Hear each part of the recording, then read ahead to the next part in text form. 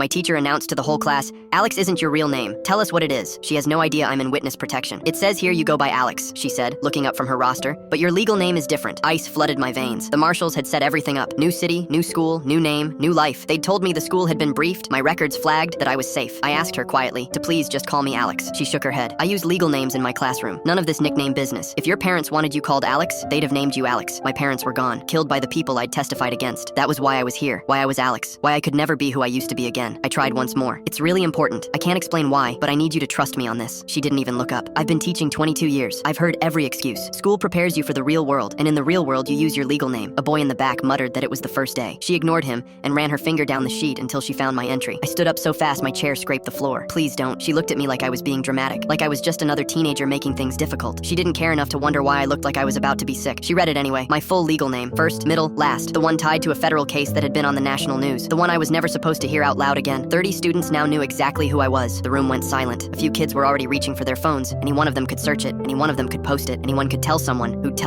who'd reach the people still looking for me. 3 years of hiding, gone in 4 seconds. Ms. Halverson smiled like she'd won something. "See? That wasn't so hard." Moving on. The classroom door opened. A man in a dark suit stepped in. I'd never seen him, but I knew the look, the way he scanned the room, the way his hand stayed near his hip, the way his eyes found me, then went cold on Ms. Halverson. He held up a badge. U.S. Marshals. Her face drained. He crossed to her desk with a calm scarier than any shouting. "That student is a protected federal witness. The name you just read is sealed by court order. You may have compromised an active investigation and endangered a minor in protective custody." Her mouth opened. Nothing came out. "I didn't know, because you didn't ask." He picked up the roster. "There's a flag in the system. Bright red. Impossible to miss if you'd looked. You didn't. You decided you knew better than a court order about what to call a 16-year-old. He turned to me, his voice softening, though his eyes didn't. "Get your things. We're moving." I grabbed my backpack. I hadn't even unpacked it. I walked toward the door without looking at anyone. A girl in the front row whispered, "I'm sorry." I couldn't answer. In the hallway, he was already on his phone. "We have a breach. Relocation protocol. Today." I followed him to a black SUV in the fire lane, a driver already behind the wheel. The car was moving before my door was fully shut. "New documents tonight," he said. "New city tomorrow. New school by Monday." I nodded. I'd done it before. I'd do it again. He looked at me, and for a second, the federal calm cracked into something almost gentle. "This shouldn't have happened. None of it. You did everything right." I stared out the window at a town I'd never see again,